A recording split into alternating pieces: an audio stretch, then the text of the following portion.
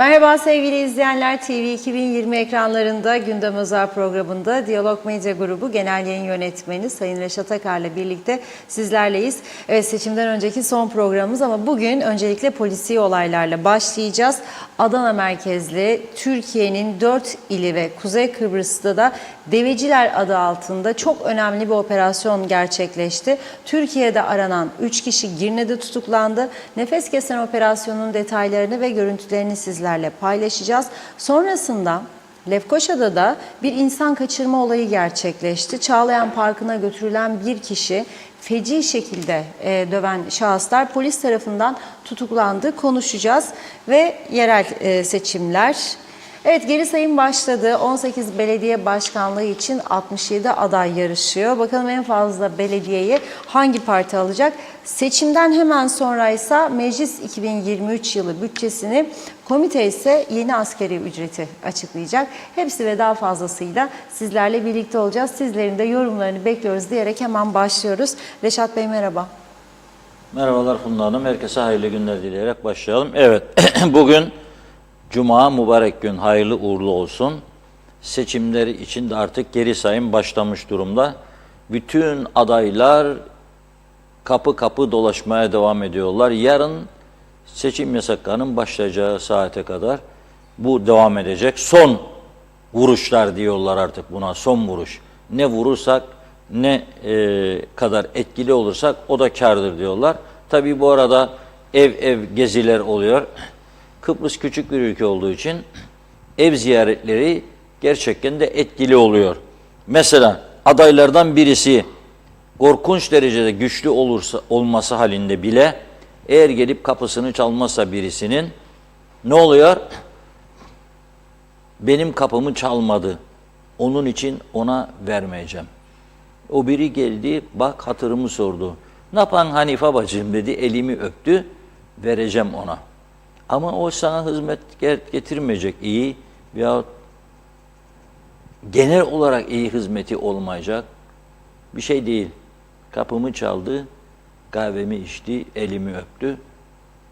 Tamam. Böyle de bir uygulama var Kuzey Kıbrıs. Onun için bana sorarlar bazen, nasıl düzelecek bu ülke düzelmesi? Kolay değildir. Hatta şu anda mevcut sisteme göre mümkün değildir. Önce kendimizi değiştirmemiz lazım. Seçimlere geleceğiz. Türkiye'de suç işleyen nereye gelir? Yavru vatan Kuzey Kıbrıs'a. Şehitler diyarı, yavru vatan Kuzey Kıbrıs. Bunun için 3 yıldan beridir devamlı uyarı yapıyoruz.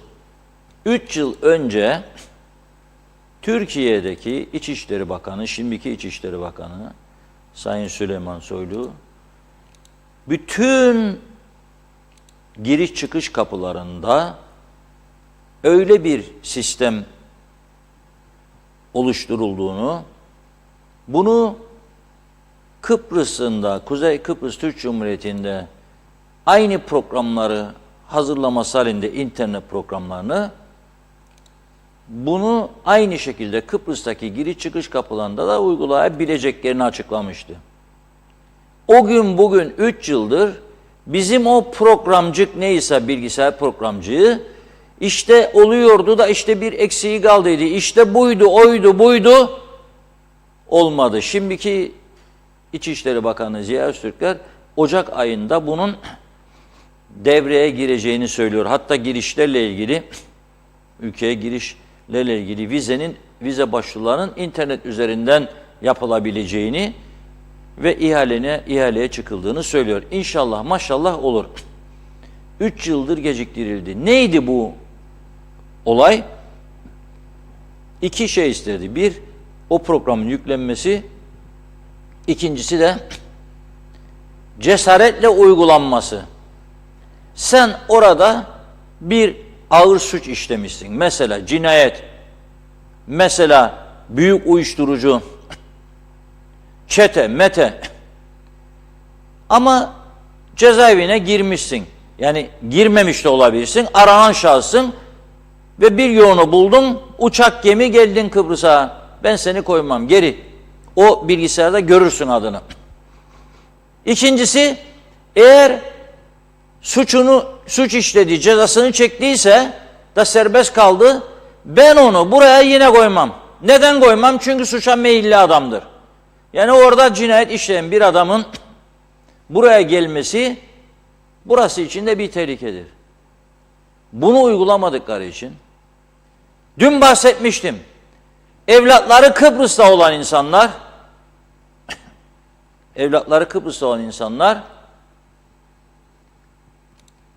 onların yanında gelip kalacak, bir ay vize veriyorlar. Bir ay dolduğu zaman torunlar bırakmıyor, gitme baba anne, anne. Bir ay daha uzatmak için o kapı senin, bu kapı benim, dolaştırıyorlar insanları. Ve bunlar zararsız, bunlar ülkeye faydalı, katkılı. Evlatları hep vatandaş. Hayır. Ama öte taraftan cinayet işleyenler bizim ülkemize gelir, yerleşir, karargah kurar falan filan, bir yıl mesela. Bu arada söyleyeyim tabii, Hülya Özkoyuncu hanım var. Kıbrıs'ta uzun zaman medya ile ilişkileri falan oldu. Şimdi İngiltere'de yaşıyor. Buradan ona da selam gönderiyorum.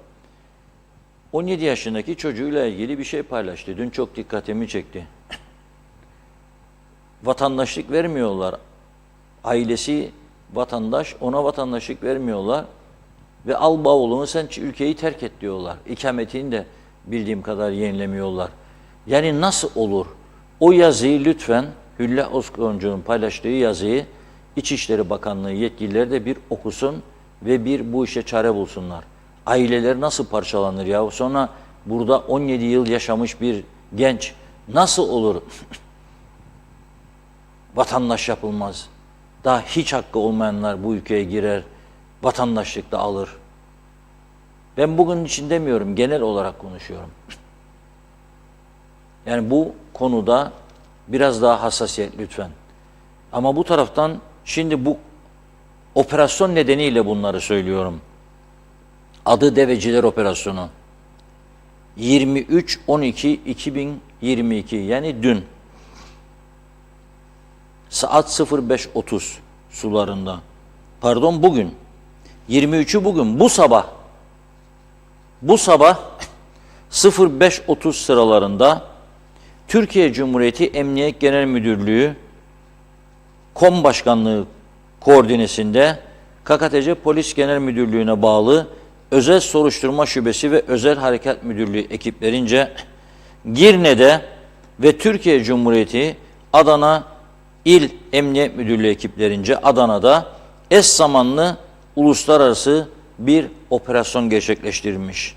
Girne'deki operasyon kapsamında KKTC Polis Genel Müdürlüğü'ne bağlı Özel Soruşturma Şubesi ve Özel Harekat Müdürlüğü ekiplerince, dikkat edin, altını çizerek söylüyorum, cinayet, örgüt kurma veya örgüt yönetme ve kasten yaralama suçlarından aleyhlerinde Türkiye Cumhuriyeti'nde yakalama kararı bulunan zanlı örgüt lideri 56 yaşındaki C.İ.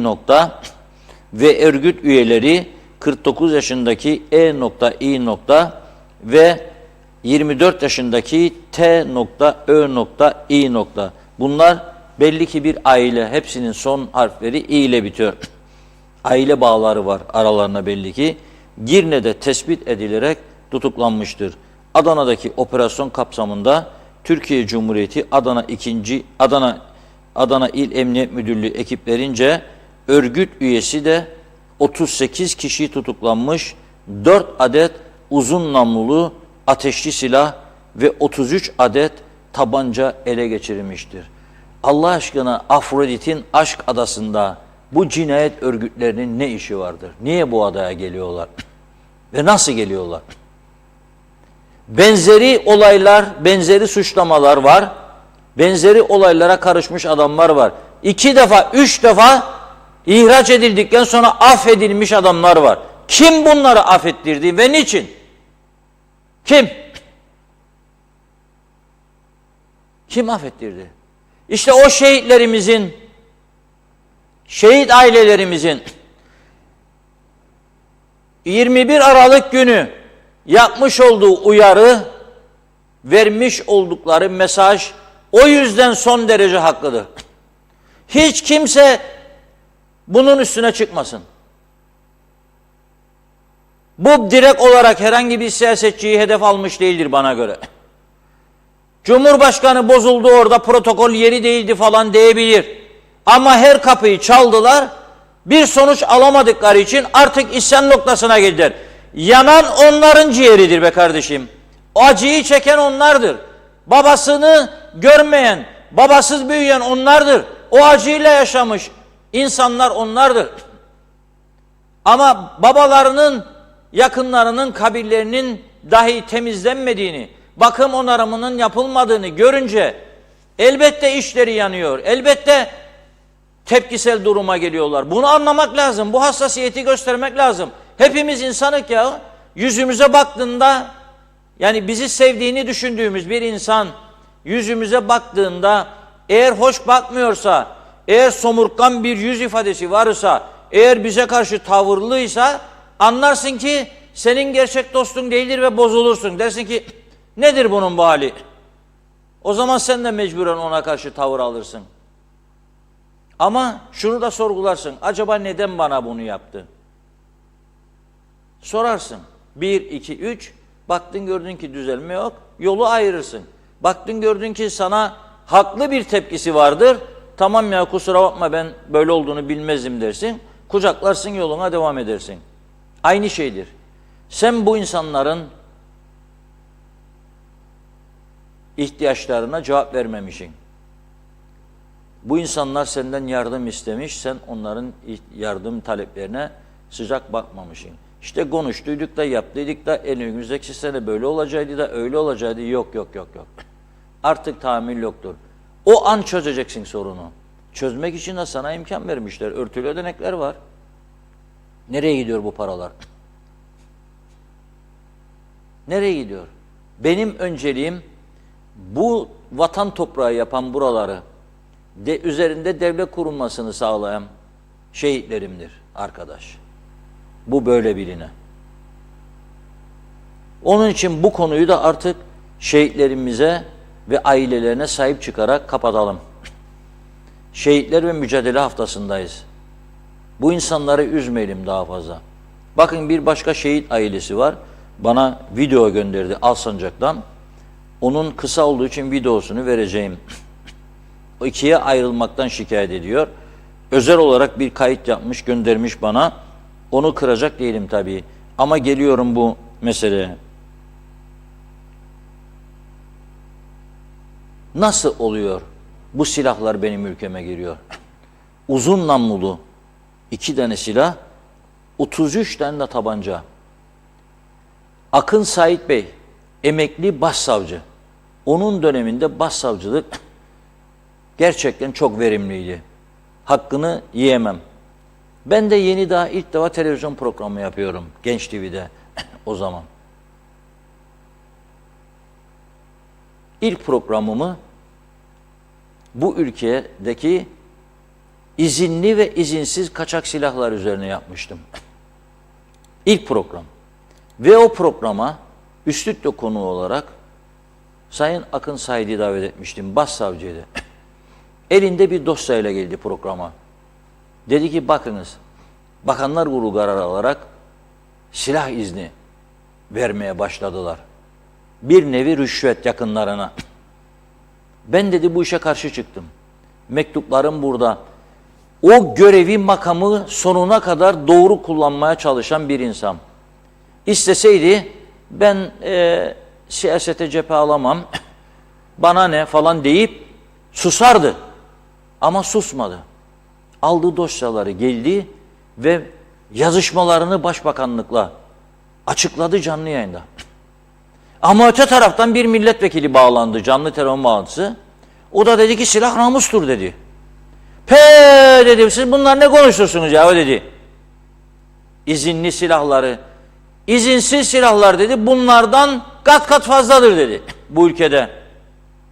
O gün bugündür çağrı yapıyorum ben, diyorum ki mahkemeden emir alarak bölge bölge bütün evler, özellikle şüpheli bölgelerdeki evler aransın, taransın, silahlara el konsun diyorum.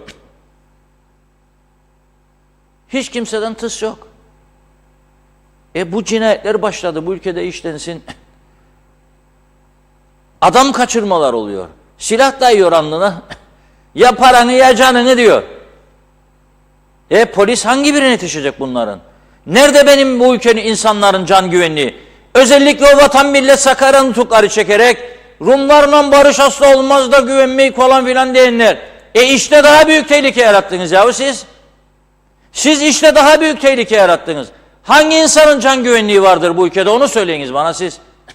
Hangi insanın can güvenliği vardır? Neden geliyorlar bu insanlar uzun namlulu silahlarla bu ülkeye zannediyorsunuz? Neden?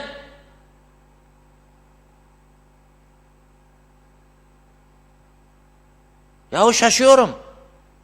70 yaşında insanlar geliyor bu ülkeye, çocukları, torunları var, hepsi vatandaş. Doğma büyüme Kıbrıslı yahu.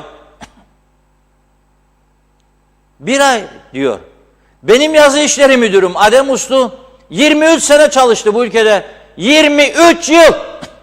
Ve sen ona 15 gün kavgayla veriyormuş. Hava atarak muhaciret memuru. Geldi bize yardımcı olsun. Şimdi Konya'ya yerleşti ama zaman zaman gelip bize yardımcı olur. Sen çok sık gelip gidiyorsun demiş. 2 defa senede geliyor Adem. Bazen biz zorluyoruz 3 defa. Şu anda da görev başında. 15 gün veriyor kendisine. Hiçbir suçu yok. Sineğe zarar vermemiş.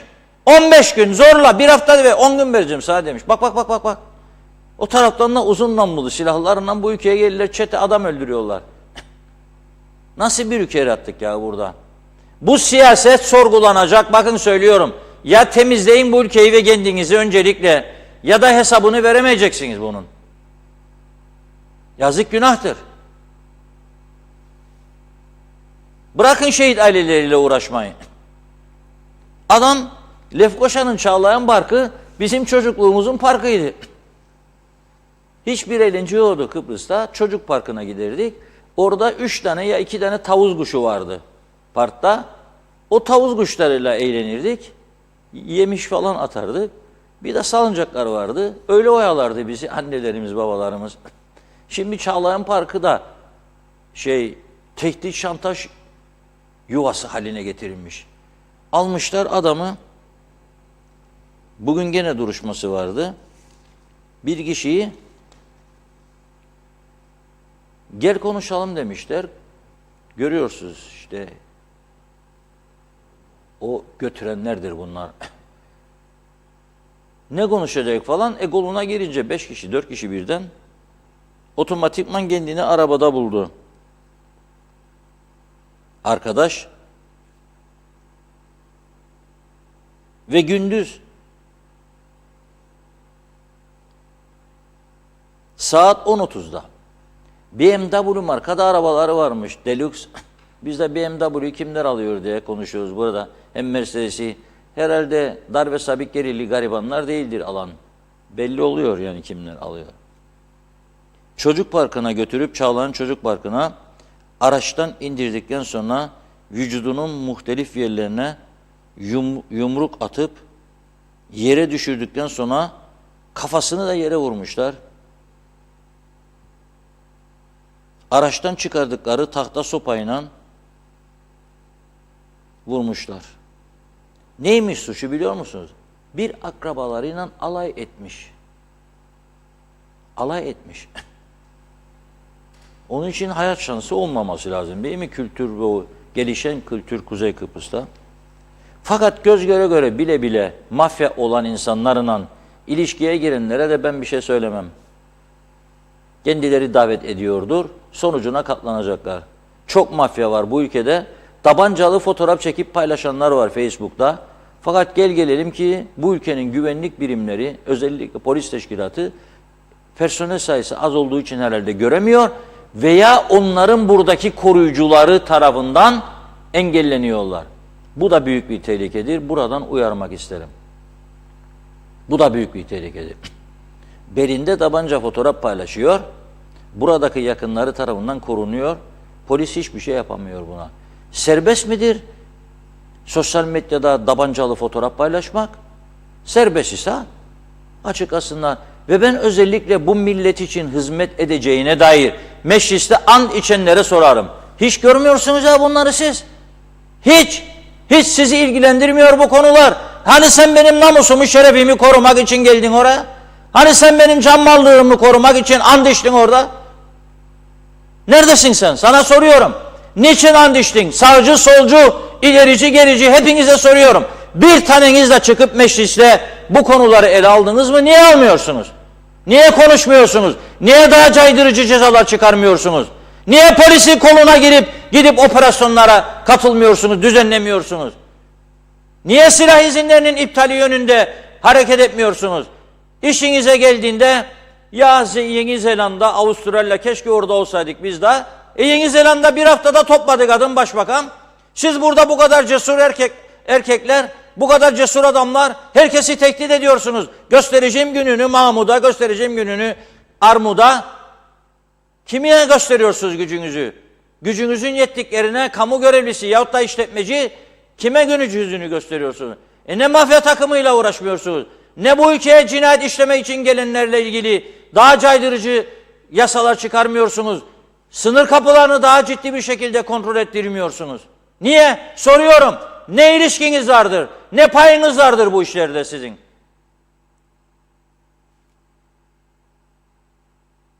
Yazık günahtır ya. Yazık günahtır gerçekten. Hiç benim güvenim kalmadı bu ülkenin siyasetine. Halkın da yoktur ya. Sıfır. Seçime gidiyormuş. Şu zafer kimin olacakmış? Bana ne ya senin zaferinden? Bana ne? Sen bak bunu Türkiye uyarmasaydı şimdi, eğer Adana Müdürlüğü uyarmasaydı da birlikte başlamasaydı bu operasyon bizim içimizde yaşamaya devam edecekti.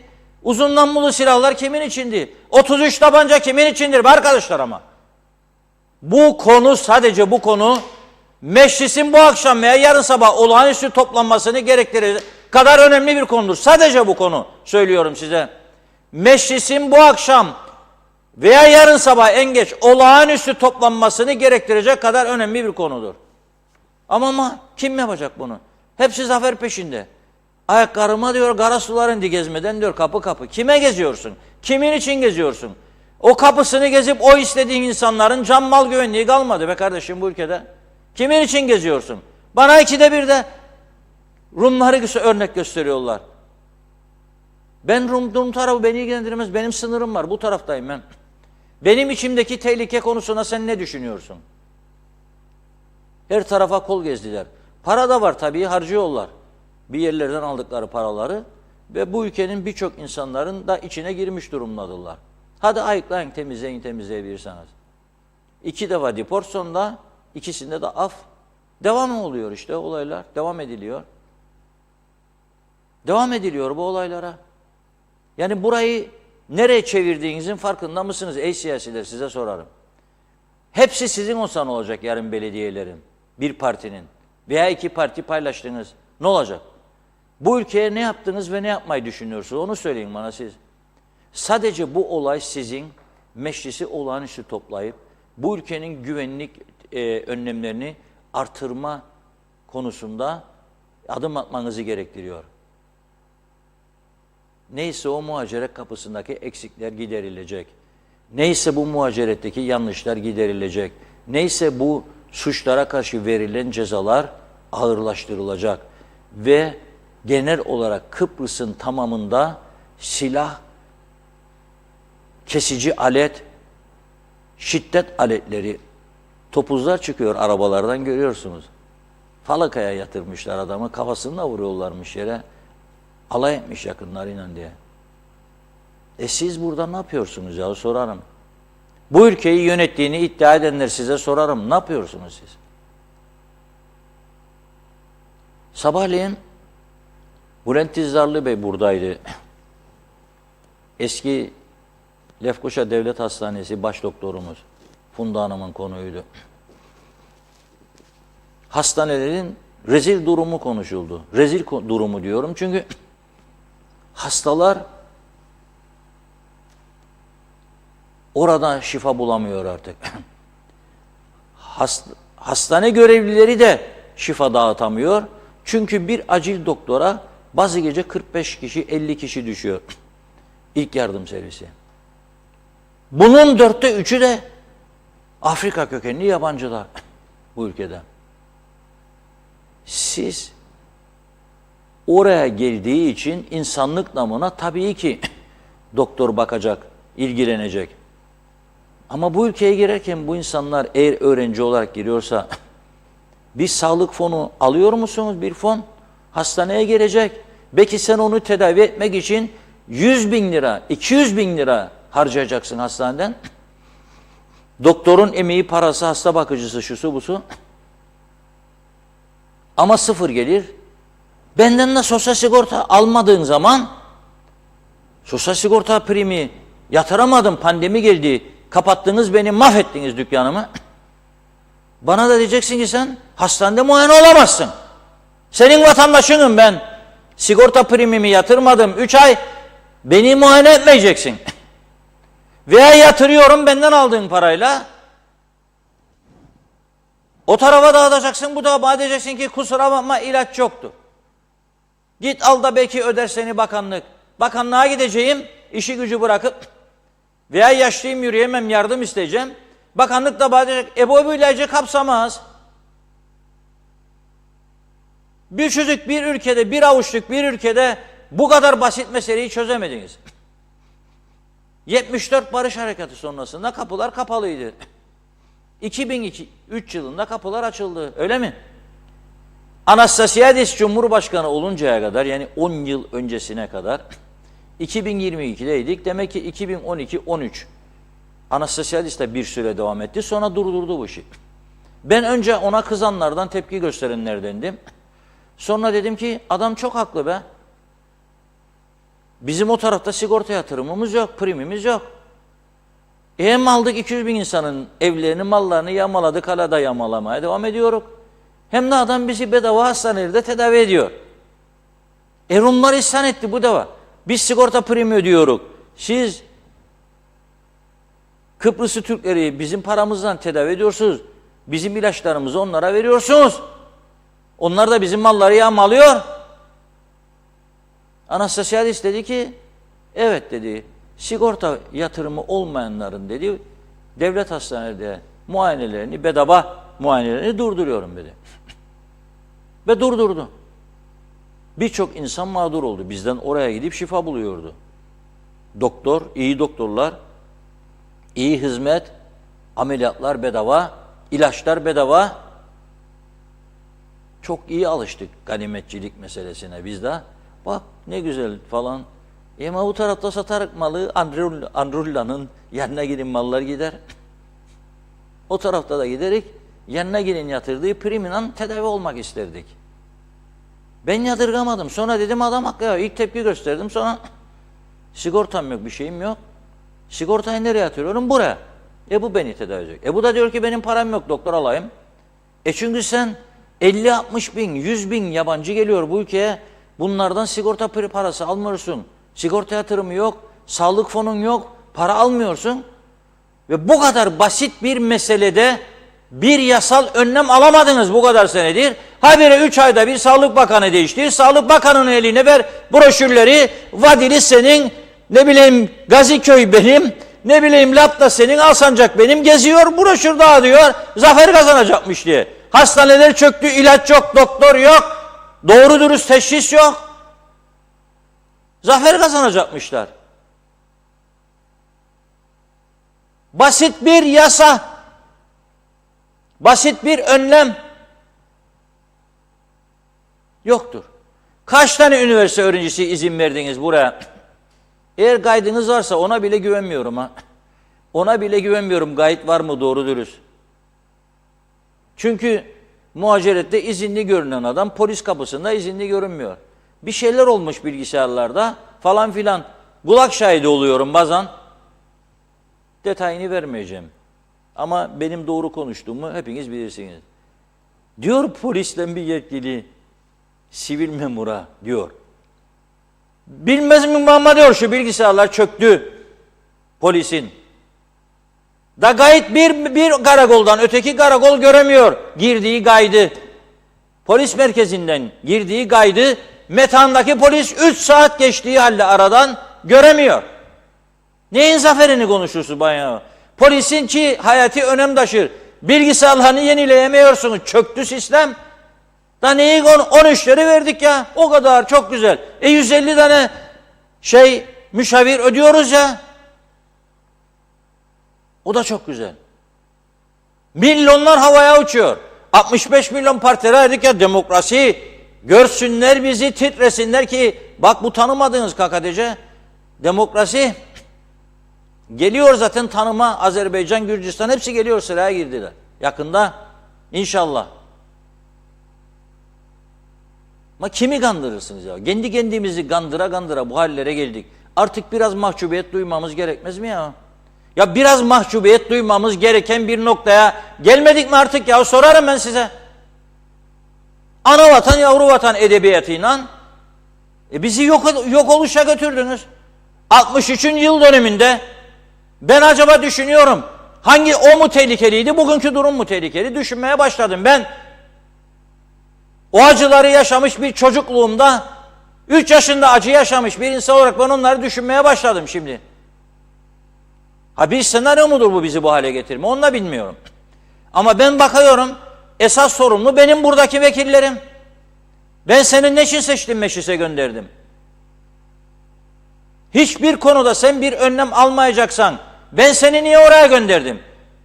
Ya bir insan mahcup olmaz mı ya o? Yemin ediyorsun bana, elin Kur'an'ın üstünde yemin ediyorsun, and içiyorsun. Hani neyini getirdin yerine görevlerinin? Hani beni yüceltecektin? Hani devlete sahip çıkacaktın? Hani hak ve hürriyetler için oradaydın? Namusun ve şerefin üzerine yemin ettin. Namus şeref mi kaldı ya bu ülkede? Şimdi bu halleri gördük sonra ben sorarım size. Terör yuvasına döndü bunun içi ya. Uyuşturucu yuvasına döndü bunun içi.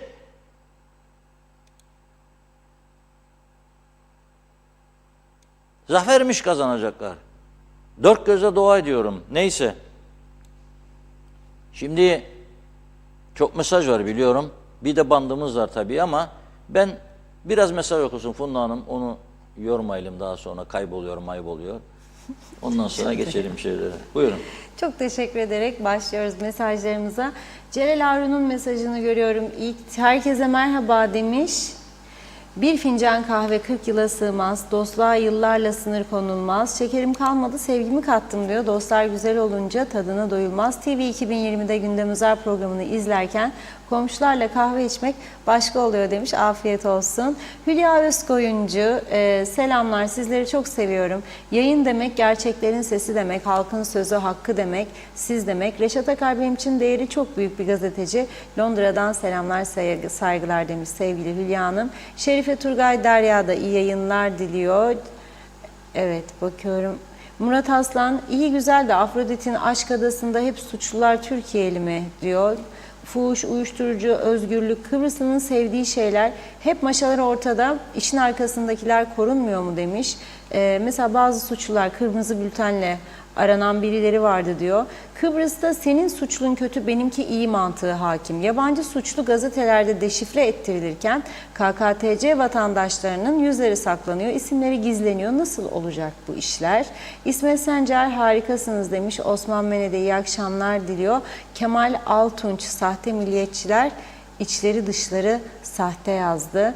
Necdet Mavi Gözlü Kuzey Kıbrıs Birleşik Afrika Pakistan Cumhuriyeti'nden hayırlı günler diledi ve diyor ki Ocak ayından sonra adaya girişlerde kontroller daha derin soruşturmalar altında olacakmış. Herhangi bir sabıkası olan kişiler anında bilgisayardan görülecek ve adaya giremeyeceklermiş. Miş demiş ama. Peki daha önce adaya gelen sabıkalılar ne olacak? Uyuşturucu tüccarları, katiller, hırsızlar, tecavüzcüler, kara para aklamacıları, adam kaçıranlar, onlar ne olacak? Ta ki suç işleyene kadar aramızda dolaşmaya devam edecekler diyor. Birileri bunlara cevap versin. Memleketi sorma Girhan'ına çevirdiler. Aylin Kızıl hayırlı yayınlar diledi o da. Engin Sedat Tözün, Sayın Başbakan bir açıklama yaptı. Bu ülkede ne yaptıysa UBP yaptı dedi. Doğrudur. Güllük gülistanlık yaptılar. Sağ olsunlar yazmış. İzzet Kahraman iyi yayınlar diliyor. Mehmet Uluçay ile ülkemize yerleşip konut alan yabancı uyruklular kendi ülkelerinden getirdikleri özel araçları üstelik kendi ülkelerinin plakalarıyla trafikte dikkatsiz sürüş yaparak terör estiriyorlar. İsmail Kızılşahin hayırlı yayınlar dilemiş. Evet, İzzet Kahraman da diyor ki, demiştiniz Türkiye'de ne varsa KKTC'de de olacak. Şimdi şikayet etmeyin diyor. Şenay Hilmi ağzınıza dilinize sağlık dedi. İsmail Kızılşahin bu ülkede artık kimse bir şey yapmaz. Çünkü örümcek ağı gibi örüldük. Geçmişi çok arayacağız. Zeren Turalı aşk kara para diyor. Esrar, fuhuş diyor. Ticaret, şiddet, zulüm susturulmadı. Hayırlısı 2023 yılına ramak kaldı diyor. Hoş geldin yeni yıl. Kazamız, davamız mübarek olsun. Bülent Lider Mehmet Küçük, bu ülkede sözde ve sahte solcular hem kuzeyde hem güneyde Kıbrıs'ta casusluk yapmaktadır. Özellikle de çift taraflı olarak yapmaktadırlar.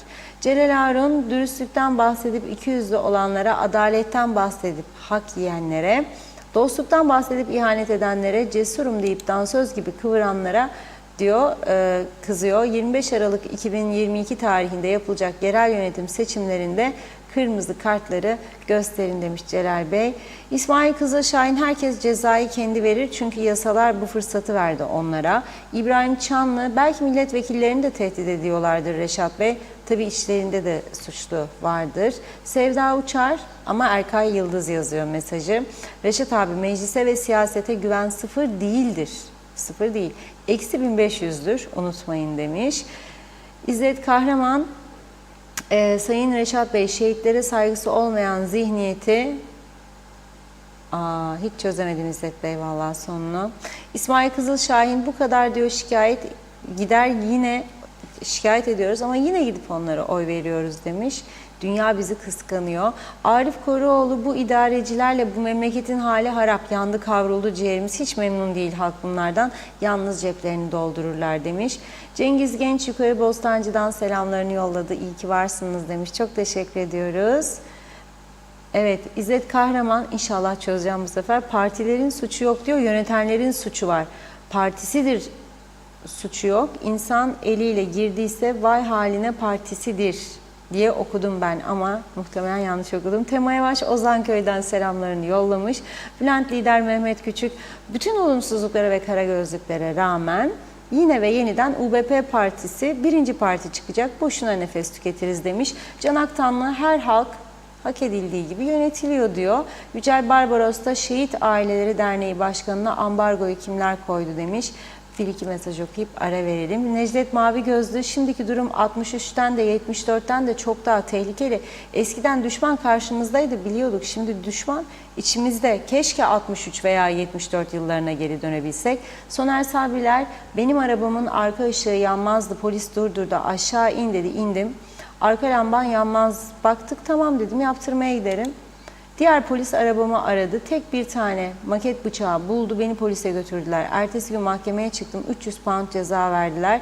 Mahkeme bir de ihtar aldım diyor. Bir daha böyle olursa senin pasaportunu da iptal ederim demiş hakim. Vahit Erdoğan, iyi akşamlar dedi. Hasan Yalınca da beter olalım çünkü Kıbrıs Türk'ü akıl koymaz demiş. Erdal Yarkın, iyi akşamlar. Pembe Usku'da iyi yayınlar diliyor. Zehra Sencer de Karpaz'dan sevgilerini yolladı. Süpersiniz demiş. Atilla Geçer de selamlar, saygılar. Dünyanın ucunda da olsa doğru söylenen dinleniyor yazmış. Necdet Mavi Gözlü, arkasında diyor birisi Kıbrıslı, Kıbrıslı suçların yüzlerini kapatıyor. İsimler açıklamıyor dendi. Evet. Çiğdem Türkoğlu, Girne Akçiçek Hastanesi'ne sadece cuma günleri göz doktoru var demiş. Son Osman Lord Eyleli'yi de okuyalım. Lord Manav bereketli kuru yemişleri evlere servis başlamıştır diyor. Hayırlı yayınlar olsun. Telefon numarası yokmuş bu sefer Osman Bey'de. Çok çok teşekkür ediyoruz. Devam edeceğiz. Reşat Bey buyurun. Evet, çok teşekkür ediyoruz. Bizim siyasette o parti bu parti öyle bir şeyimiz yok. Yani pazar günü seçimlerle ilgili konuşmuyoruz burada. O gene aynı eksik olacak, gene ona oy verecek. Bizim burada konuştuğumuz genel anlamda tabii elbette yerel seçimler önemlidir. Elbette hizmet verecek. Gerçekten halkın yanında olacak, halkın sorunlarını çözecek, gayret edecek en azından. Hep böyle imkansızlıkların arkasına saklanacak adamlar değil, iş yapacak. Veyahut da bulduğu imkanların kıymetini bilmeyecek. Bunu inkar edecek, o imkanlarla bir yerlere geldiğini görmezden gelecek, inkar edecek adamların yerine yardımları iyi yönde kullanarak beldesini geliştirecek adamların tabii kazanması dileğimizdir. Ama konuştuğumuz bu ülkedeki cinayetler, cinayet girişimleri, uyuşturucu meseleleri, müthiş uyuşturucu kaçakçılığı başladı. Bu ülkede kilolarca yakalanıyor artık. Eskiden 1 gram, 2 gram gazetelerde konu olurdu. Şimdi artık başladık 1,5-2 kiloları yazmak zorunda kalıyoruz. Nedir bu iş? Sebebi nedir? Kimler bu işi yürütüyor? Belli ki bir yerlerden cesaret alanlar vardır. Bunun başka bir izahatı yok. Belli ki bir yerlerden cesaret alanlar vardır. Esas mesele budur. Ve burada meclisin ve tüm partilerin ciddi bir sorumluluğu vardır. Ya insan en azından kendi vicdanına danışır. Niye ben buradayım? Niçin buraya geldim? Bunun için bir parti kararı da gerekmez. Yani ben kalkacağım uyuşturucuyla ilgili yasal önlem isteyeceğim, caydırıcı cezalar isteyeceğim ve partim bana ceza kesecek ha? Buyursun kessin. O zaman yokum ben seninle. Şart değildir onun peşinden sürükleneyim. Eğer buna bile karşı çıkacak bir parti varsa zaten ne işim var benim orada? Bu son derece önemli bir olaydır. Geliyorum. Evet, şehitler çok önemlidir. Şehitler çok önemlidir. Tekrar ediyorum. Şehitler de çok önemlidir. Gaziler de çok önemlidir. Saldırı dönemlerinde acı çeken, gazi sınıfına da alınmayan o günün çocukları da çok önemlidir. Ne zorluklarla geldiler? Nasıl oldu? Gönüllü katılıyordu insanlar saldırılarda kendi mücahit ordusuna. Gönüllü. Ben çok iyi hatırlarım. Merhum abim Cemal Akar polis müdürlüğü yapmıştı. Gazi, abim Malul Gazi sınıfına girmedi ama 67 yılında babam 2 gün eve gelmedi, abim arıyor. Deli oluyor. Polis karakolları falan. İşte 63'te başladı ama ondan sonra devam ediyordu. Ben de küçük, bana dedi ki motosikleti vardı. Babamın arkasına aldı beni motosikletin. Dedi gel dedi abini arayalım. 2-3 tane sınır, Lefkoşa'da sınır boyları, Letra Palas sınır civarlarında birlik gezdik. Bir tanesinde Cenk bölüğü, hiç unutmam. Küçükken yaşanan bazı travmalar unutulmaz. Durduk. Dedi, oradaki komutanı gördü. Dedi ki, evet dedi, burada dedi. Dedi, çocuktur yahu dedi. 14-15 yaşında. Bize dedi 18 yaşında olduğunu söyledi. Tabii o da boylu postlu bir insandı. Bize çocuk olduğunu söyledi. 18 yaşında olduğunu söyledi. Yok dedi ya komutan dedi, böyle böyle. Gittim abimi buldum. Arkadaşıyla, silah elde, Thompsonlar. Dedi beni almaya geldiniz, gitmem dedi. Dedim gel babama en azından söyle şu buradasın, habersiz. Vatanı savunmaya gitmiş. Ama gazi olmadı tabii. Ve o yaşta cephede, soğuk günlerde, kış günlerde hem okula gitme hem cephede sigaraya alıştı ve ondan sonra akciğer kanseri oldu. Bilinmeyen o kadar çok olay var ki bu ülkede. Hemen hemen her ailede benzeri durumlar yaşandı. Ben bizim ailede yaşandı demiyorum. Çok ailede. Bunlar zaman içinde bastırıldı, unutuldu. Ve çok partili demokratik sistem. Senede 3 tane hükümet değişikliği. Her hükümet değişikliğinde bakan değişikliği. Her bakan değişikliğinde müdür, müsteşar, danışan, danışmayan değişikliği. Araba değişikliği, plaka değişikliği. Yeni araba, yeni makam. Yetmedi, yıllardır görmediklerimiz. Korumalar. Kimin için? Kimin için? Kendiniz için koruma. Ne hayati anlamda hayati önemi olan karar aldınız ki kendinizi korkuda hissediyorsunuz? Bir tane söyleyin bana. Mesela uyuşturucuya karşı cesur bir adımınızı söyleyin. Çetelere karşı bir tane cesur adımınızı söyleyin.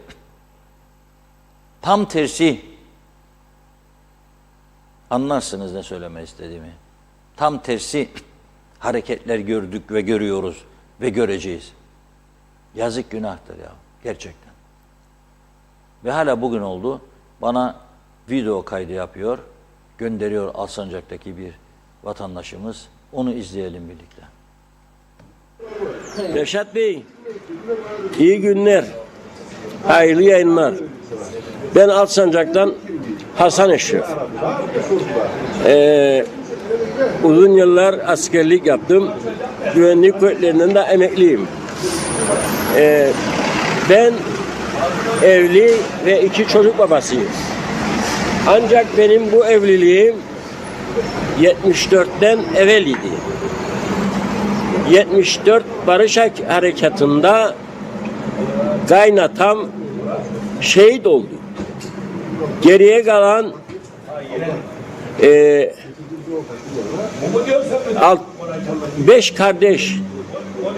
5 kardeşten biriydi benim hanım. O zamanlar biz 74'ten evvel evli olduğumuz için hiçbir şehit hakkı almadık. Ne arsa, ne ev, ne mal, ne mülk.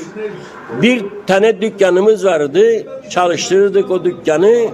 O dükkandan da attılar bizi şehit ailesi olarak.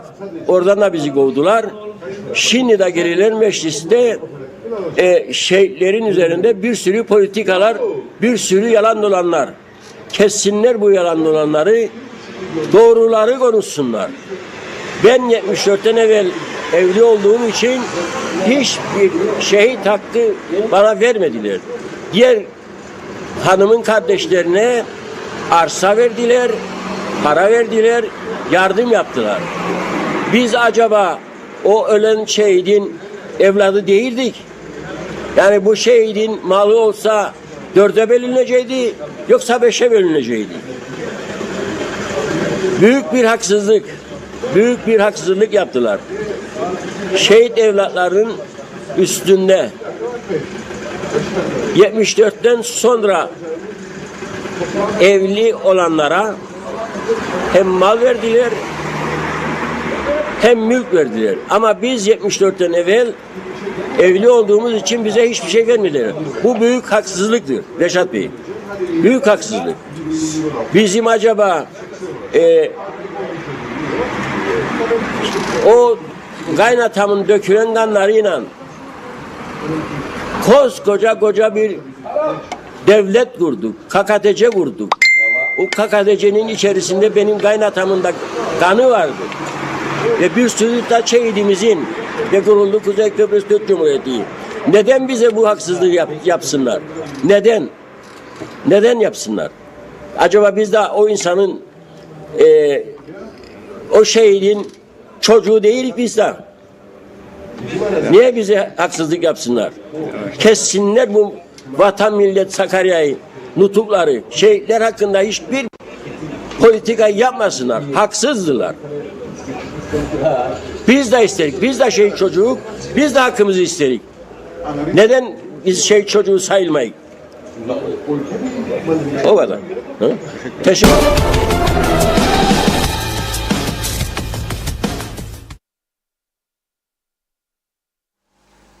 Evet, bu seçimler bitsin diyoruz artık. Tabii yerel yönetimlerin kaynakları da seçim konusuna geçtik tabii. Yerel yönetimlerin kaynaklarını artırmak lazım. Yerel yönetimlerin kaynaklarını artırıp hizmet ağını da genişletmek lazım. Bizde ne yapıyorlar? Mesela maaşlara gidiyor gelirlerin büyük bir kısmı. Maaşlar ödeniyorsa o belediye kendisini başarılı görüyor. Maaşların yanısına biraz makyaj falan yapıldı mı bazı yerlere çiçek miçek o da yeterli görünüyor. Ve tamam biz bu işi başardık. Senede bir de kimisine göre adı festival, kimisine göre panayır yapılıyor. Lokma şam işi standları falan, el işleri varsa köyde onlar. Biraz sucuk falan varsa satacağı, zeytinyağı, pekmez. O da tamam. Ama esas mesele yerel yönetimlerin altyapı. Kanalizasyon yok çoğunda. Arıtma tesisi yok. 74 öncesinde 350 kişinin yaşadığı mesela Alsancak bölgesi. Bugün iddiaya göre 35 bin civarı. Bu 35 bin kişinin altyapı, arıtma, kanalizasyon sorunları çözülecek ve temiz bir bölge olacak. Yabancıların akın ettiği bölgelerdir. Yabancıların akın ettiği bölgelerde daha güzel şeyler olacak. Daha güzel yeşillendirme, daha güzel hareketler. Alsancak, Lapta, efendime söyleyeyim, Karşıyaka, devam edin oradan gidiniz.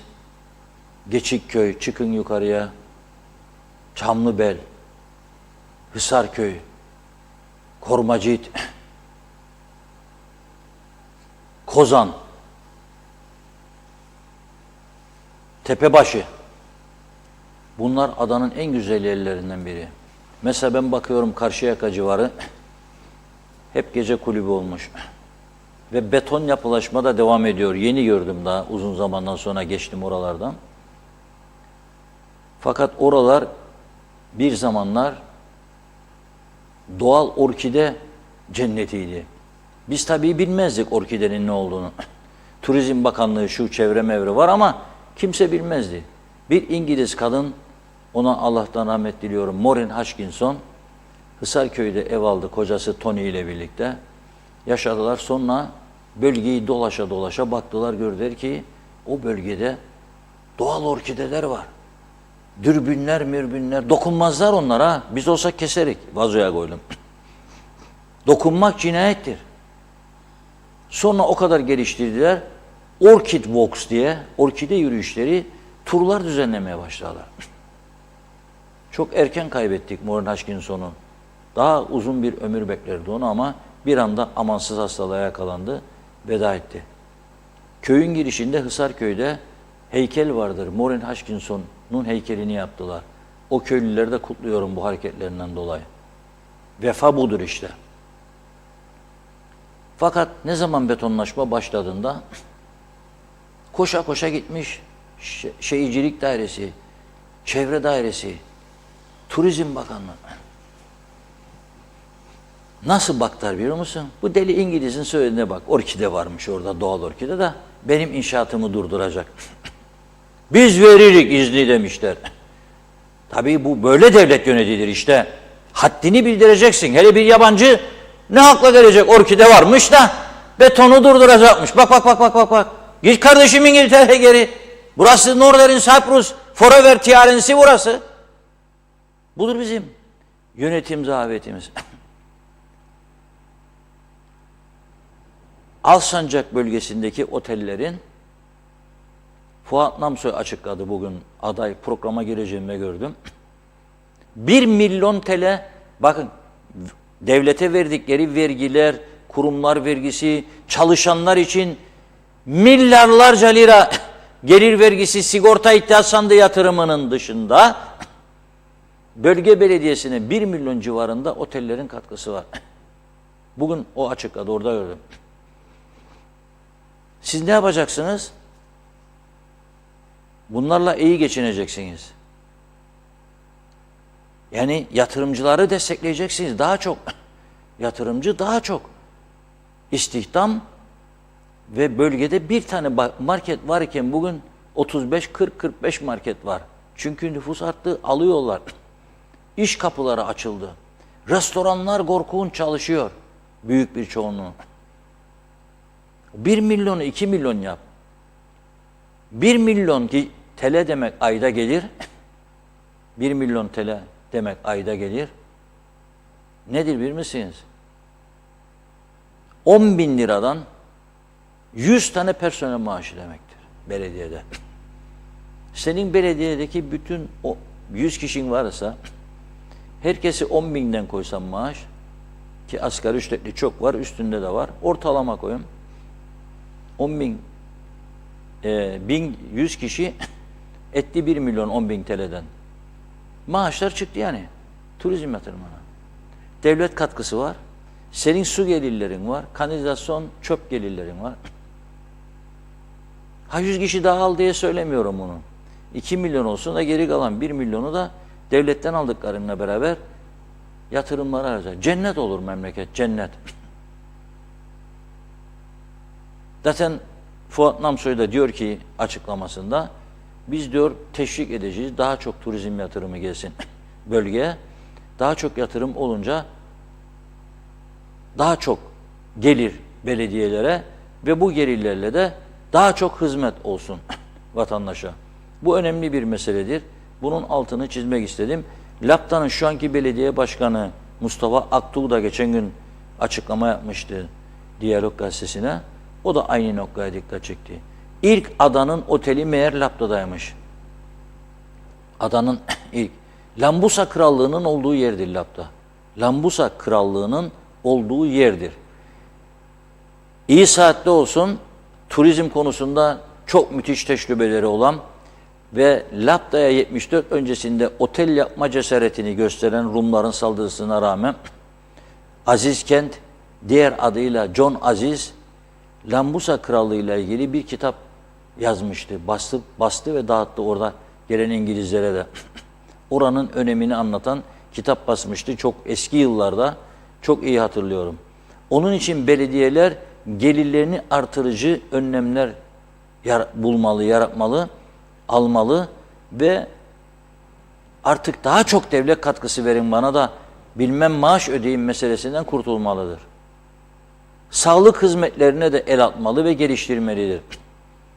Ben öyle köyler gördüm. 265 köy gezdim halk meclisi toplantıları sırasında. 265 köy. Bütün muhtarlarımız bilir bunu. El ele verdik.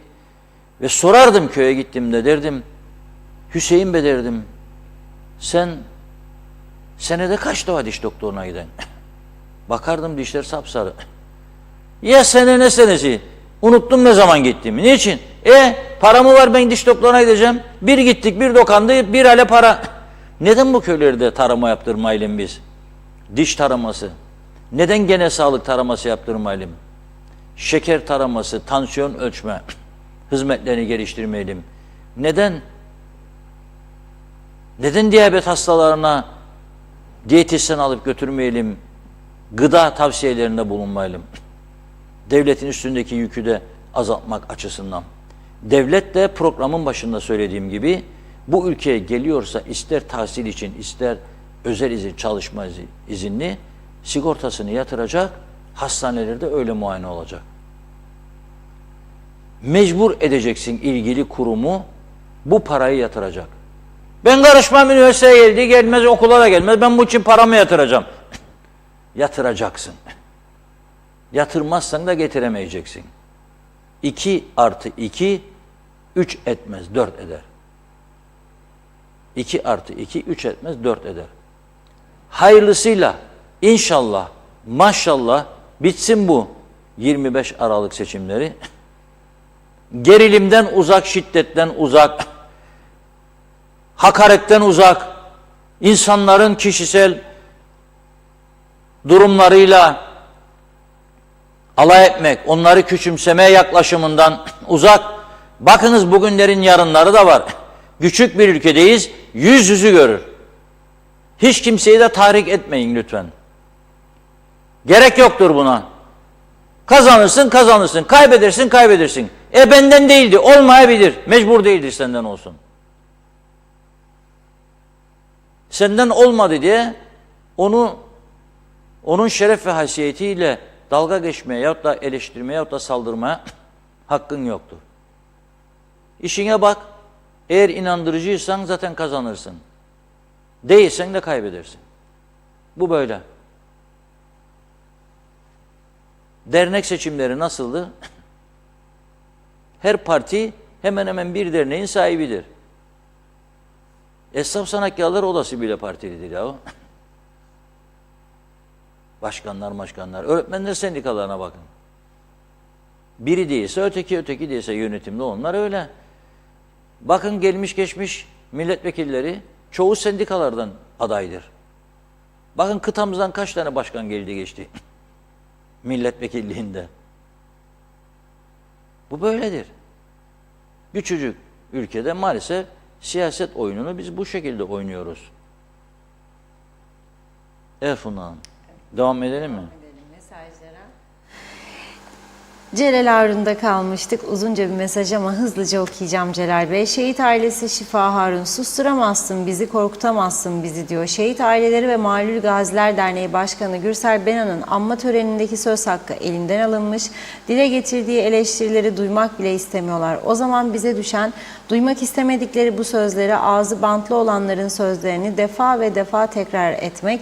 Utanıyorum şehidim, utanıyorum sana sahip çıkmayan siyasilerden, seni görmezden gelenlerden, Kuzey Kıbrıs Türk Cumhuriyeti'ni sana şehit kabirlerini yapamayacak kadar fakirleştiren zihniyetlerden utanıyorum. Hele de devletin tepesindekiler, bulundukları makamları kullanarak şehitlerimiz üzerinden nutuk patlatanlar, tüm söylemlerimizin altı boş, birçoğu belki de kendi söylemlerine bile inanmıyor, birbirlerine yaranma derdine düşmüşler.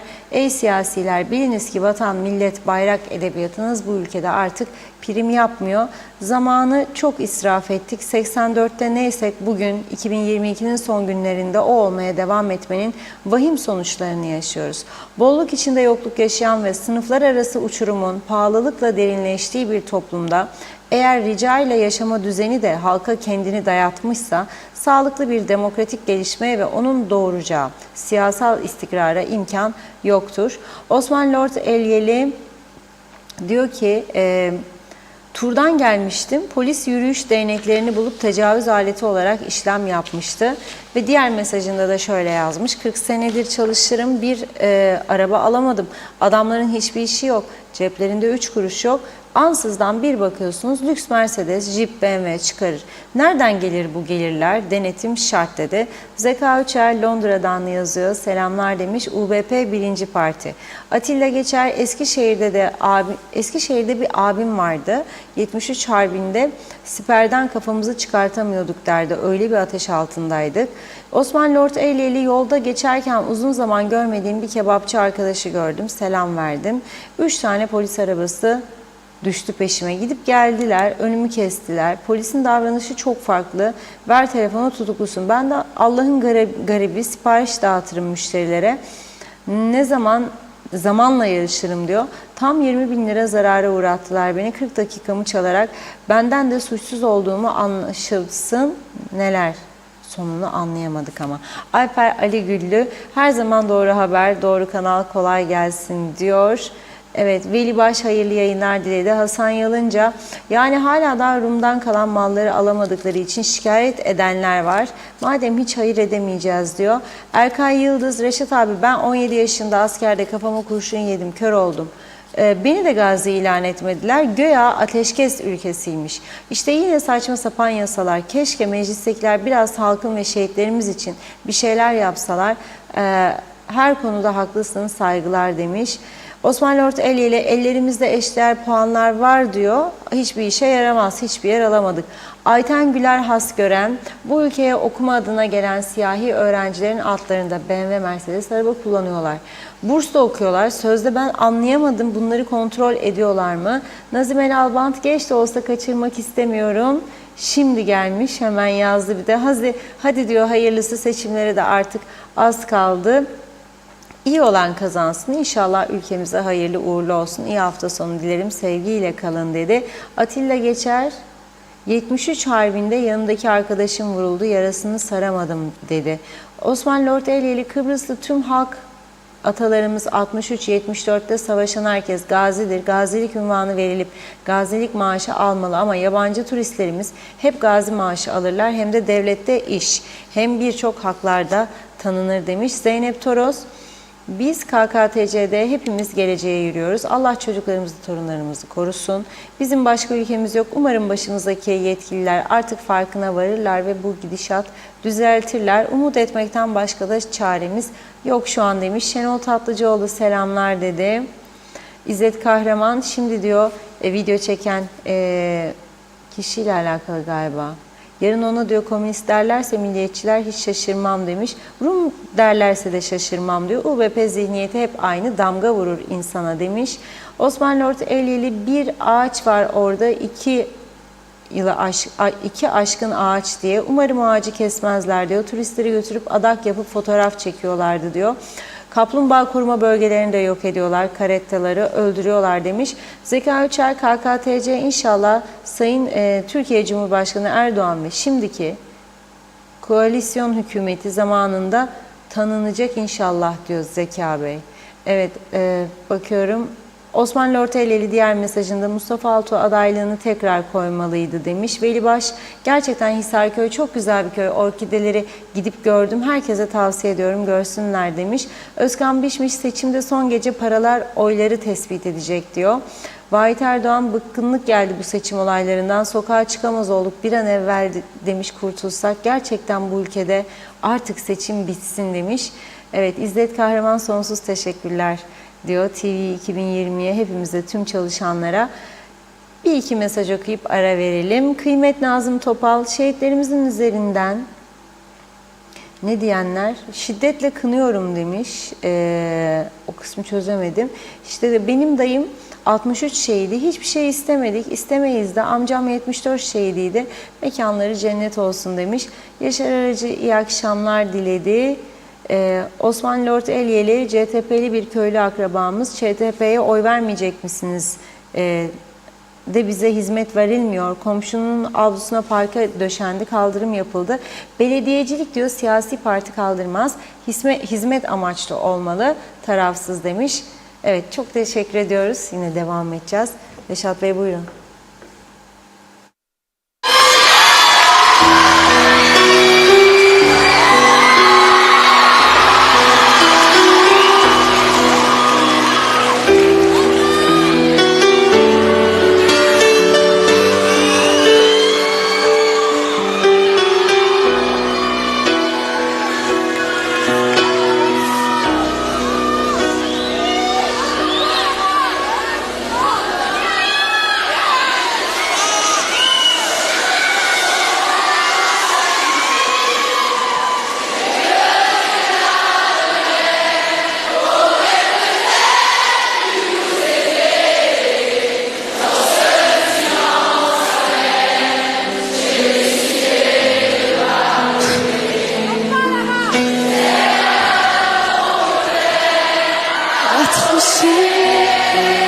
Là, vous m'avez pris de court, là.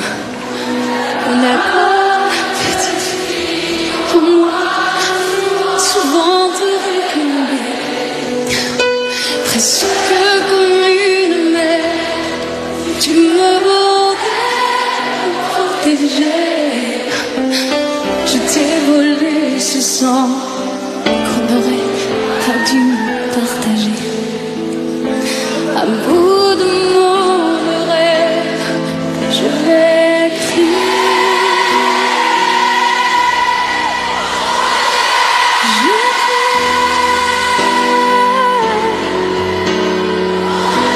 Je t'aime comme un fou, comme un soleil, comme une star au cinéma.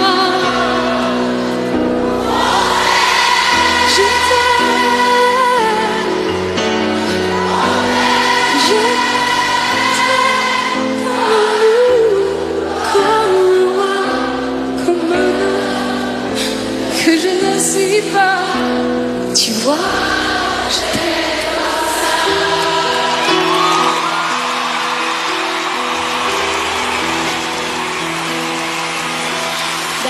Quand je t'ai confié tous mes sourires, tous mes secrets, même ceux d'un seul frère, elle le gardien avoué.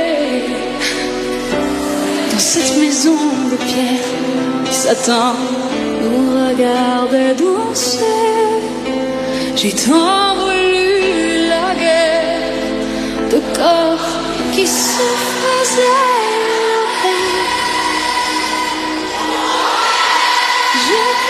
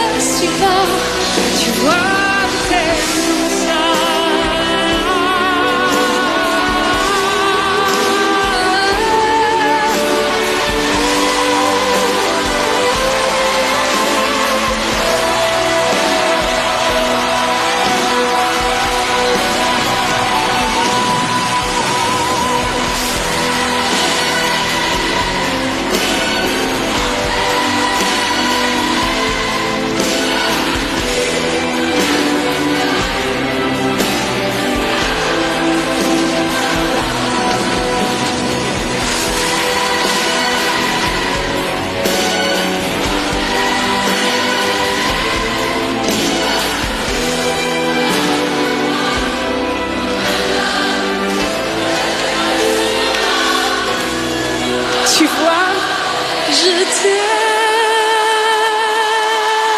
comme ça.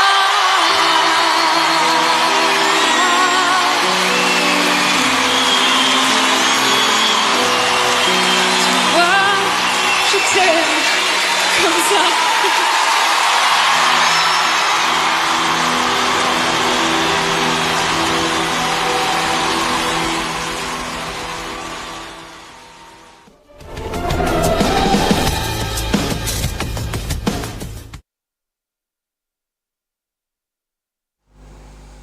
Evet, beğendiğinizi umuyorum. Lara Fabian'dan dinledik. Je t'aime.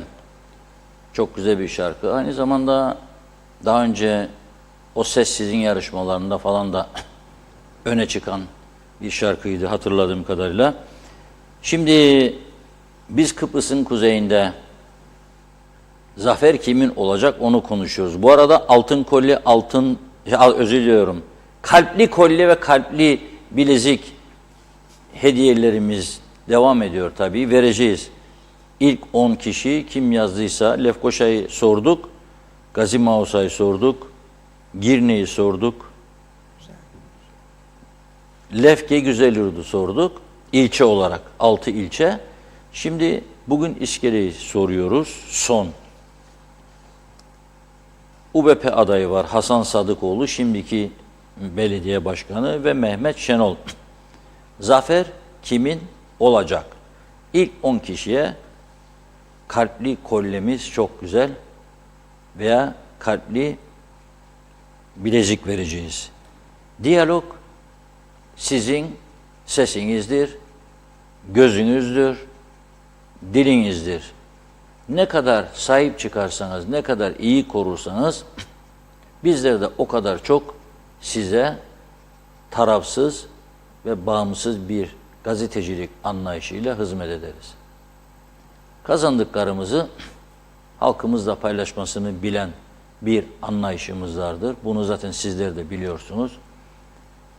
Lider bir gazete olmanın bizlere verdiği gurur vardır ve en çok izlenen televizyon kanalı olmanın verdiği bir gurur vardır. Bizler 1 Ocak'tan itibaren de TürkSat'taki bu yerimizi, uyduyu korumaya devam edeceğiz. Öncelikle bunun müjdesini vereyim. Bütün anlaşmalar, görüşmeler yapılmıştır. Şimdi anlaşma aşamasının anlaşmalar da yapılmıştır. Uzlaşı sağlanmıştır. TürkSat'la yetkilileri buradaydı. Geldiler, gittiler. Bizi bu arada sosyal medyadan çok iyi izliyorsunuz. Onu da gözlemliyorum, görüyorum. Çok teşekkür ediyoruz. Ekibimiz dar bir kadroyla en iyi hizmeti vermeye çalışıyoruz. Hafta 7 gün görevin başındayız. Uyku saati hariç hep görev başı. Bu meslek öyledir. İyi çalışmak, iyi takip etmek, yorulmadan, usanmadan, bıkmadan çalışmak lazım. Bunun özelliği bu. Gazetemiz Diyalog. Biliyorsunuz 3 hafta süreyle biz her hafta 200 tane piyango bileti dağıttık. Hala dağıtmaya devam ediyoruz. Geçen hafta Funda Hanım gelemedi ikinci çekilişe, tabii Ömer tek başına yapmak zorunda kaldı. Bu hafta inşallah gelecektir diye düşünüyorum. İkisi birlikte yapacaklar. Son 3. haftanın talihlileri. 100 kişiye KKTC Devlet Piyangosu, 100 kişiye de Türkiye Milli Piyangosu.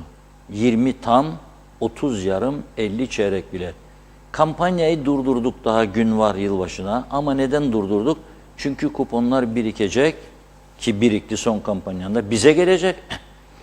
Ve biz de onları salı günü çekimini yapacağız. Ondan sonra da aranma meselesi var.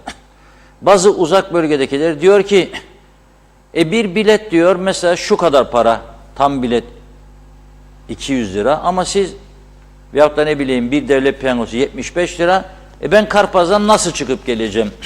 İsterim bu kadar benzin parası. Karpaz'dan sen gelemiyorsan gelen yakınların vardır. Mutlaka kimlik kartını verirsin.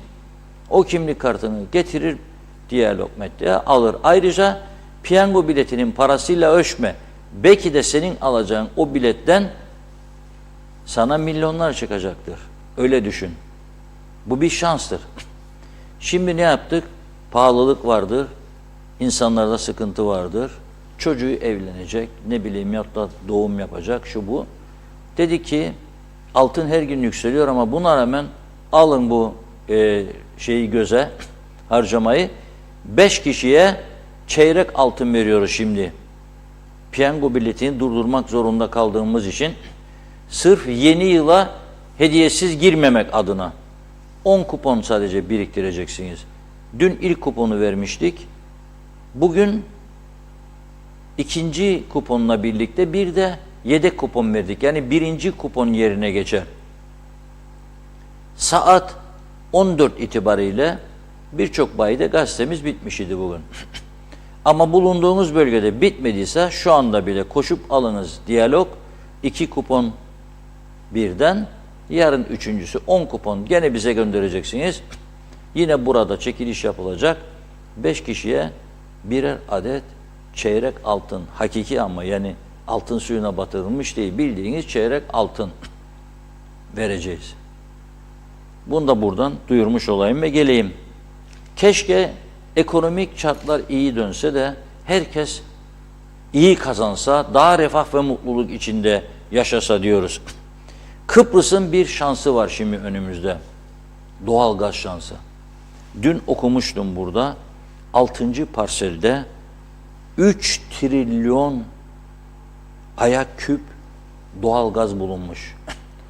Rum tarafının sürdürdüğü sondaj çalışmalarında. Bugün Diyalog Gazetesi bunu manşetinde verdi. Neden? Son derece önemli bulduğu için. Tabii KKTC Dışişleri Bakanlığı'nın uyarısını verdik.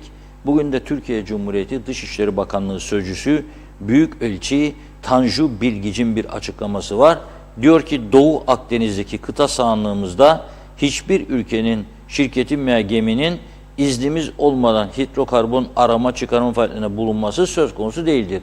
Aradılar, buldular, çıkarmaya da az kaldı. Biz ne istiyoruz biz? Biz istiyoruz ki bu adada en az Rumlar kadar bizim de hakkımız vardır.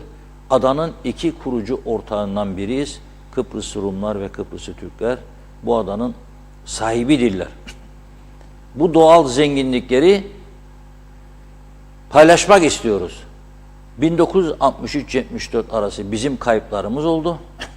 Hem can kayıplarımız hem mal kayıplarımız. 103 köyden kaçmak zorunda kaldı insanlarımız. Köylerin dışında birçok mahallelerden, mesela olayların başladığı 63 olaylarının 21 Aralık günü ilk saldırının gerçekleştiği Lefkoşa'nın Tahtakale bölgesi.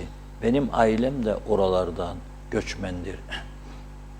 Bir Kıbrıslı Rum bir gün gidip evimi gösterdiğimde bir gazeteci arkadaşım Dedi ki, dedi, buralar şimdi de koruma bölgesi olarak kontrol altına alındı. Koruma bölgesi 2 milyon eurodur sizin ev dedi.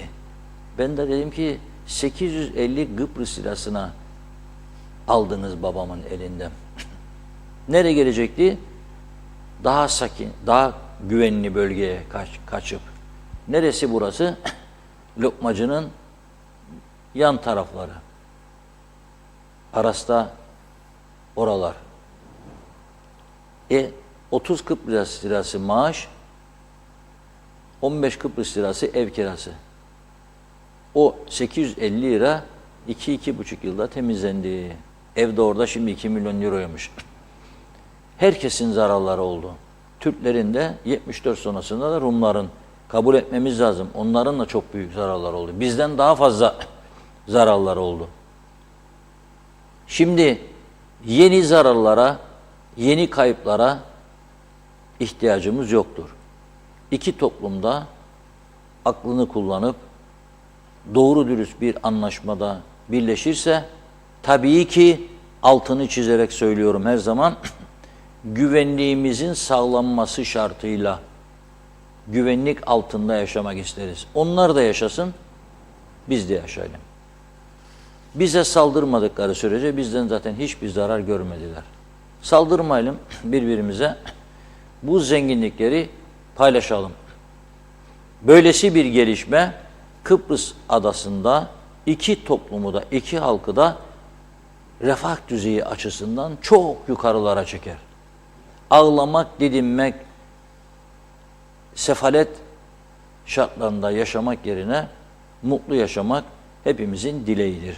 Bunu buradan aktarmak istedim. Çünkü meclisimiz diğer taraftan da İnşallah 27 Aralık Salı günü, tabii dinlenebilirlerse pazar gecesi sonuçlar açıklanacak. Pazartesi kimisi zafer yapacak, kimisi bilmem üzüntüden eve kapanacak, kapılar kilitlenecek, telefonlar şu anda dın dediğimi açan adamlar kaybederse pazartesi sakın denemeyin. Çünkü telefon switch off olacak. Kesin kapatacak, rahatsız etmeyin beni diyecek. Bu böyledir. Onun için ben diyorum ki çok heyecan yapmadan hazırlanalım pazar gecesinin sonuçlarına. Pazartesi sağlıklı uyanmak açısından da son derece iyidir. 27 Aralık Salı günü ise Meclis Genel Kurulu toplanabilirse inşallah maşallah 2023 yılı bütçesini görüşmeye başlayacak.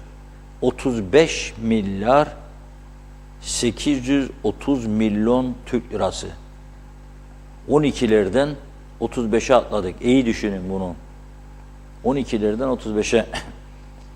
Şimdi bize yüksek görünse de bu rakam, bize bu rakam 2023'ün Haziran ayı gibi, öyle diyor falcı Elmazi'ye hem astroloji profesörü Abdülaziz, Haziran'a kadar diyor neler olacak neler diyorlar. Güzel şeyler olsun diyoruz ama kritik olacak diyorlar. Şimdi ben onun için bir tane ya Hindistan'dan ya Küba'dan falcı ile irtibat kurmayı düşünüyorum. Bir de onlar uzaktan baksınlar, falımıza bakalım. 2023 ne olacak? Bu bütçe bir bakarsınız 2023'ün Haziran ayında yetersiz kalabilecek duruma gelebilir. Tasarruf görmedim. Bak dediğim gibi size partilere olan mali katkı 65 milyona çıkarıldı. Örtülüler artırıldı. Resmi hizmet araçlarının satışı diye bir şey görmedim. Devlet kurumlarının akaryakıt, araç bakım giderleri, sigorta, ruhsat paraları bir şey görmedim. Elektrik giderleriyle ilgili bir tasarruf görmedim. O yüzden inşallah diyorum yani yeterli olur bu 35 milyar. Yetmezse ne olacak? Ek bütçe yapacaklar. 35 olacak, 40, 45, 50, 55. Borç yiğidin kamçısıdır. Borçlanarak götürecekler. Bakalım bu seçim sonuçları bizleri nereye götürecek? Ben bugün bir mevcut bir belediye başkanıyla konuştum. Aman aman dedim. Samimi söylüyorum. Bir laf söyledi bana 25'inin sonrası için. Aman aman dedim. Üst düzeyde siyasilerden biriyle ilgili. Böyle olursa yeni bir seçimle mi yüzleşeceğiz acaba? Bilemiyorum. Kontrolü elde tutmak lazım. Bir de gerilimden uzak durmak lazım.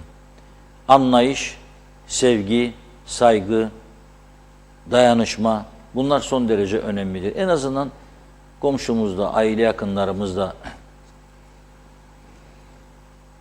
ilişkileri bozmayalım diyorum. Son derece önemlidir. Komşular, aile yakınları, dostlar. Evet Tunla Hanım, son mesajlarımızı okuyalım. Hemen. Sonra isterseniz bir twist oynayarak bitiririz. Ne dersin? Olmaz. Hazırlık yapmadık. Nasıl? Hazırlık Siz mı biliyorsunuz, ben bilmiyorum öyle ister? çok. Abudik bubudik twist diye bir şarkı Daha var. değişik bir tarz mı seçsek ya? Bilemedim Abudik ki bubudik twist'i. twist güzeldir bence. Güzel miydi? İyi bakalım. Buyurun. Evet, Zeki Özgür Kanlılar iyi yayınlar dilemiş. İzzet Kahraman, nenem sakallı olursa Kuzey Kıbrıs tanınır diyor. Rüyadan uyanın demiş, hayaldir. Cemal Sinekçi, bitseydi bu seçimler de kurtulsaydık. Acaba Hamitköy Haspolat köylükten kurtuldu mu? Yazdı. Bilgin Lefke süper şarkı, teşekkürler, süpersiniz demiş. Erdinç Adakan, 1-2 hafta var Hamitköy'de yamalanmayan yol kalmadı. Harmancı bizleri son anda kandıracak mı sanıyor demiş. Osman Lord Eliyeli'nin mesajı var. Diyalog gazetesinden 4'ten başlayan kupan aldık. Nasıl kime vereceğiz diyor. Evet, haberleşiriz Osman Bey. Atilla Geçer, oy hakkım yok ama adayım Sıla Usar dedi. Serkan Servet, Şehit Yalçın İlkokulu'nda darp edilen çocuklardan birinin babasıyım diyor. Sendika yaptığı açıklamada öğretmenlerin güvenliğinin olmadığını savundu. Benim çocuğum dayak yerken diğer öğretmenler veya sendika, en başta da okul müdürü neden bizim çocuklarımızın yanında olmadı? Bizim çocuklarımızın güvenliği kimden sorulacak diyor. Bana bunun açıklamasını yapsınlar demiş. Onların çocuğunun başına gelse ne tepki vereceklerdi? Lütfen cevap versinler diyor. Şerife Hinci, her zaman izliyorum. İskele bölgesi için Hasan Sadıkoğlu yazdı. Evet, Hüseyin Özbaysal, o mesajı okuduk. Osman Lord Eyleli diğer mesajında da demiş ki, güzel bir düşünce, tebrikler, çok takdir ederiz. Güzel Yurt Lefke Lefkoşa bölgesine gazetenin dağıtımını yapıp size yardımcı olabiliriz demiş. Evlere servis de başlamış Lord Manav bereketli kuru yemişleri 548 827 05 0'dan ulaşabilirsiniz. Necdet Mavi Gözlü, kim isterse zaferi kazansın diyor. Zerre umurumda değil. Bu insanlara 100 tane oyum olsa hiçbirisine gidip de oy vermem.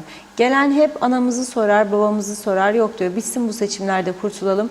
Hepsinin derdi sadece koltuk ve avanta. Halk hiçbirisinin umurunda değil, benden bugünlük bu kadar dedi. Hasan Yalınca, gelecek için iyi dileklerde ve temennilerde bulunuyorsunuz ve güvenliğimiz önemli. Peki şu anki güvenliğimiz için ne düşünüyorsunuz demiş Hasan Bey. Leyla Güleç, Şehit Yalçın'da okuyan bir öğrencinin velisiyim. Sendika öğretmenlerden bahsediyor. Öğrencilerin yaşadığı darp ve travmadan kimse bahsetmedi. Bu nasıl bir adalet dedi. Evet, bakıyorum. Celal Harun, çok duygulandırdınız diyor Reşat Bey. Gözlerim yaşardı. Abimle Cemal Akar'la uzun yıllar beraber polislikte görev yaptım. Emekli polis müdürü Cemal, ruhu şad olsun, Allah rahmet eylesin, nur içinde yatsın diyor. Ben sözünde durmayanlara, vaktinde randevusuna, vaktinde gelmeyip bekletenlere hep gıcık kaparım. Haksızlık önünde eğilmem çünkü hakkımla beraber gururumu da kaybetmiş olurum. Benim beyaz sayfamda, kalemim de, silgim de sevdiklerimin elinde. Ben yazarım, silerim. Yaşama hep ters adımlarla başladım. Bundan dolayı diyor, İnsanlara ters gelirim. Hep alakası olmayan düşlerle yaşarım. Hiç kimseden yardım dilenmem. Mahkumluğu da sever, özgürlüğü de severim. Emir vermekten değil, rica etmekten hoşlanırım. Dürüstlüğe önem veririm. İnsanların tipine ya da endamına değil, yüreklerine değer veririm. Benim dostluğumu sadece yürekler bilir demiş. Raif Toluk, herkes birbirini sevse mutlu bir Kıbrıs olacak diyor. Evet, Yılmaz Üngüder'de İskele'den Hasan Sadıkoğlu yazdı. Osmanlı Ortaeli'yle halka hizmet yok, sürekli seçim masrafı. O giderlerle okul, hastane, yol yapımında değerlendirilebilirdi dedi. Zannediyorum ki mesajları tamamladık. Evet, çok çok teşekkür ediyoruz değerli izleyenler. Buyurun Reşat Bey. Evet, izleyicilerimiz yazıyor Şehit Tuncer İlkokulu'nda olanlarla ilgili haberimiz var. Bugün sendika orada bir toplantı yapıp ailelerin okul baskınını eleştirmiş diye bir haber aldım. Gerçekten şok oldum. Sendika tam tersi, öğretmeni sorgulaması lazımdı. Nasıl olur ya çocuğunu bir insanın çöp kutusunun içine koyup kapağını da kapatır mı bir öğretmen ya? Nasıl olur? Ne yapacaktı bu veliler? Tabii ki okul basacaktı ya. Nedir anlamadım. Ya siz Kıbrıs meselesinden dolayı bile gidip elçiliğin kapısını yıkmaya çalıştınız. Meclisin kapısını kaç defa yıkmaya çalıştınız? Da benim çocuğum okulda olacak, çöp kovasının içine koyacak, kapağını da kapayacak. Ceza mı bu mudur ceza? Okullar bunun için midir? Niye Avrupa okullarında çocuklara tokat yoktur? Niye dönmüyorlar? Dayakla mı insanlar terbiye edilir? Sizin bu mudur düşünceniz? Sonra okul idaresine gittiler. Okul idaresi ne dedi? Biz de rahatsızlık dedi bu öğretmenden dedi. Eğitim Bakanlığı, Havva Dağsever Hanım, teftiş başkanı bildiğim kadarıyla araştırma yaptıklarını ve görevden men ettiklerini bir süre için kendisini açıkladı. Bunlar boşu boşuna değildir. Bir geçmişi vardır bu işin. Ne demek çocuklar okula gönderecek, aileler çocuklar eve gelecek, yüzü gözü morarmış vaziyette dayak yemiş. Ne demek? Varsa bir disiplin suçu disiplin cezası verirsin. Ama yok ka dayak, yok ka çöp kovasına kapatma.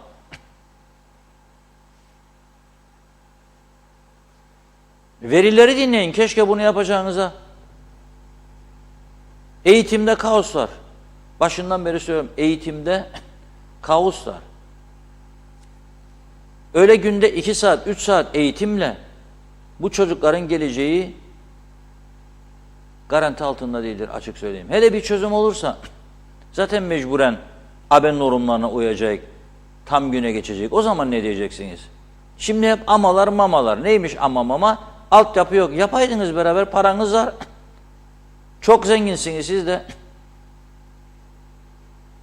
Devleti de zorlayın Eğitim Bakanlığı'nı. Siz de katkı koyun. Yapınız. Birer kantin yapacaksınız. Yemek yiyecek çocuklar. Onu yapamıyorsunuz. Sırf 3 saat eğitimle kapansın bu iş diye herkes memnun. Alan memnun, satan memnun. Ve çocukları da alıştırdınız buna. Çalışan aileler perişan durumda. 7.30-8'de götürüyor çocuğunu okula. 8.30'da telefon geliyor müdürden. Gelin çocuğunuzu alın grev vardır. Hangi ülkede vardır bu ya? Üzücü bir durum. Dayak olamaz. Dayak çözüm değildir. Eşeğini dövmeyen semerini döver demiş. Öğretmen bak. Eşekle köyden köye giderlerdi eskiden ama şimdi arabalarla gidiyoruz. Araba bozulduğu zaman yolda arabayı dövsek anlar mı bir şey? Hala da biz neyle yaşamaya çalışıyoruz ya? Hem Avrupalı hem Avrupa kültürünün çok uzağında bir yaklaşım sergiliyoruz. Olmaz. Mehmet Kurtulmuş Bey teşekkür ediyoruz. Geliyor şimdi.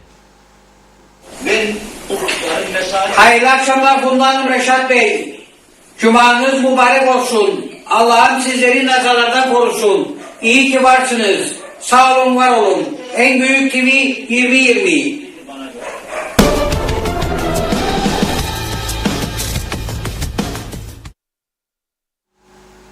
Evet, Mehmet Kurtulmuş Bey'e çok teşekkür ediyoruz. Zeytin yaprağının kokusunu almış gibi hissediyoruz kendimizi. Ama burada da arkadaşlar bazen akılcıkları kesiyor. Zeytin yaprağını tütsülendiriyorlar bizi zeytin yaprağıyla. Bazen Nazif Hanım, Derya Hanım arada bir düşünüyorlar sağ olsunlar.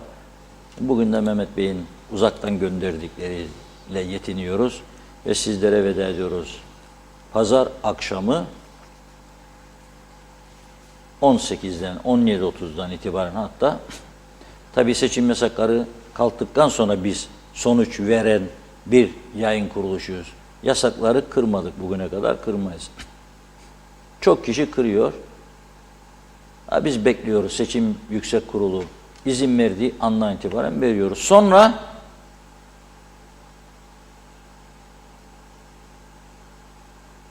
sevgili Cemre galiba 18'de öyle mi? Evet, 17.30'da.